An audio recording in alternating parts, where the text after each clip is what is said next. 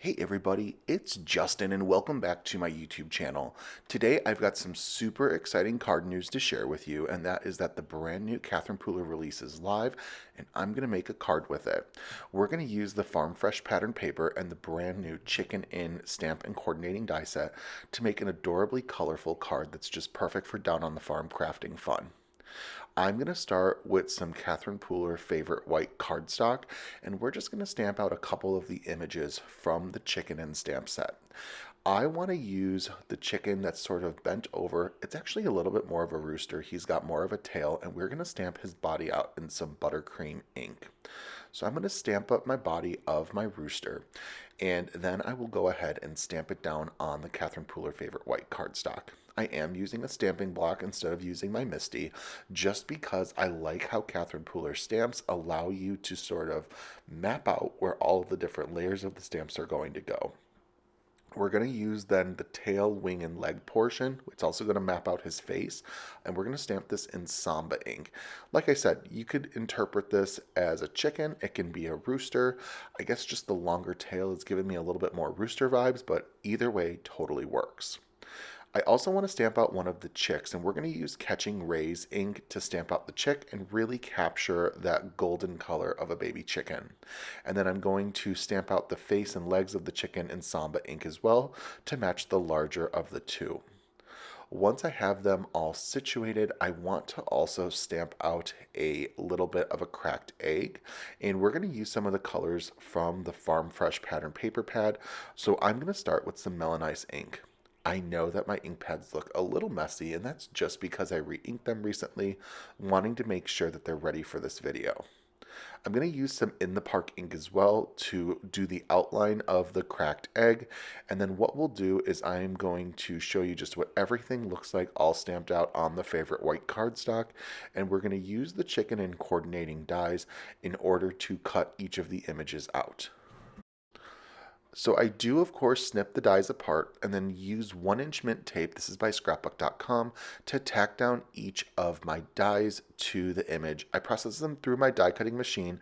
This is a Spellbinders Platinum 6 die cutting machine, and it cuts them with one pass through. Once I'm satisfied with how all of my images look, we are going to move on to a little bit more die cutting. Using the Dashes and Ruffles die set, I am going to use the largest ruffle die and the second largest stitched rectangle die for a little bit of further crafting, pulling in some Melon Ice cardstock, and it's just going to work so perfectly with the colors that we are using for today's card. I am going to use the Ruffles die cut from the Melon Ice cardstock and the stitched rectangle from the Catherine Pooler favorite white cardstock. So I will process this through my die cutting machine to get the two panels ready to go for more crafting. Now, using my stitched rectangle die, I want to do a simple blend using Party Dress and Orange Twist inks. And I'm going to use a blending brush just to begin lightly blending in that Party Dress color on the top of our panel. Now, I'm going in as slow as I can, nice and gently, just to really build up those colors from the Party Dress.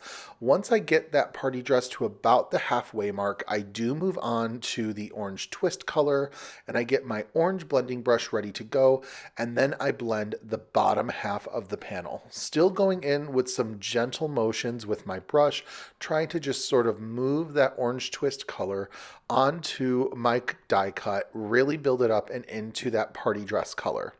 Now, I do decide to go back in a little bit. Once I'm done with the Orange Twist, I pull out my Party Dress ink once more and my pink blending brush, and I just add a little bit more Party Dress so that it blends a little better into that Orange Twist ink. Once I'm happy with how my ombre turns out, I take some water and splatter it onto the panel. I love that Catherine Pooler inks are water reactive, so I'm going to get those adorable little bleach marks that add a lot of fun detail to your project. Now we're going to pull in a new Catherine Pooler product, and those are the brand new Shimmers. This is the Party Dress color. It's one of the 3 brand new colors, and what I like to do is I like to take my Shimmers and put it onto an acrylic block. Then, because it's already pretty liquid in consistency, I take a clean watercolor brush and splatter it directly onto my panel. It's going to give that shimmery, pearlescent party dress color splattered nicely onto our panel. And I love how it works. I love how my brush sort of absorbs all of the shimmer and it gets it nice and transferred onto our panel. It catches the light so perfectly. I am so excited to play more with this. Now I'm also going to use the brand new Lime Ricky Shimmers, and we are going to splatter this directly onto our Ruffles die cut of that melon ice paper. So I'm going to put the shimmers onto another acrylic block, pick it up with a clean watercolor brush. I do want to emphasize clean. We didn't want any cross-contamination of party dress and Lime Ricky together. And then I am focusing on splattering this around the edges of the Ruffles die cut. I'm not trying to concentrate a lot of the splatters in the center of the card, just because we're going to end up covering this up once it dries with the stitched rectangle pattern. So once I get enough of the splattering taken care of, I really use all that shimmers. There's no waste behind. And I love how this Lime Ricky shimmer works on the Melon Ice cardstock that we have. I'm going to use one of the patterns from the Farm Fresh 6x6 pattern paper, and I'm going to pull in this sort of, it's in the park is the color that we're going to use, and it's this really pretty paper that I have cut down into a 4¼ by 5½ panel so that it works perfectly for an A2 sized card. I am going to just sort of lay out where I want all of my die cuts to go and get that layering ready. I love how all of these colors are beginning to work. These are also all colors that are part of the Farm Fresh collection. And we're also going to stamp out our sentiment as well while we're at this set. And I am going to stamp out my sentiment perfectly with my Misty and then using some Samba ink, because we did use a little bit of Samba for our stamping of our chicken images. So I'm going to apply it to my stamp, close my Misty door, and then we are going to have a really nice impression for the sentiment that reads, "Congrats on your excellent news." I love a great pun, and I think that this stamp set is just so filled with them. It makes it so much fun to create with. So I now can begin sort of adhering everything together. We had a little bit of a glue mishap, but no worries. All glue was contained in the end. Didn't affect any of my images, just got a little bit on my hands. So we are going to adhere all of our units together, one layer on top of another. And now that we've adhered our stitched rectangle and our Ruffles die cut, we're going to adhere that panel right onto that In the Park pattern paper from the Farm Fresh pattern paper pack. I am going to put some foam strips on the back of my chickens. This is going to allow them to pop really nicely onto our panel. I love adding a little bit of foam tape to images. I think it gives it that nice lift that lets people know, like, hey, this is the focal point. Look at me, look at me. And I think that that's just so perfect when we're trying to lay out our cards.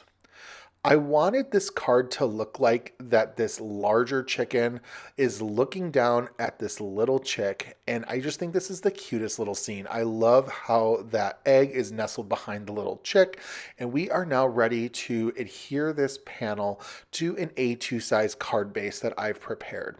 So I'm going to get that all nice and adhered, and now I always like to save my embellishments for the very end of our cards.